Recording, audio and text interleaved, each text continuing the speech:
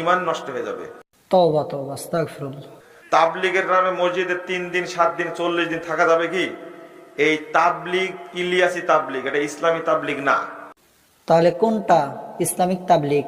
এই 3 দিন 7 দিন 40 দিন নির্ধারিত, এইভাবে 3 চিল্লা দেওয়া, 4 চিল্লা, জীবন চিল্লা, বছর চিল্লা দেওয়া, এগুলো হারাম। এগুলো সব তাহলে আপনাদের ইস্তেমায় 3 দিন থাকা জায়েজ? শরীয়তে এগুলো নাই। শরীয়তে আছে।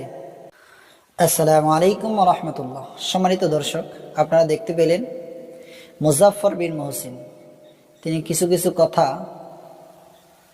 উদ্ভট টাইপের কিছু কথা বললেন।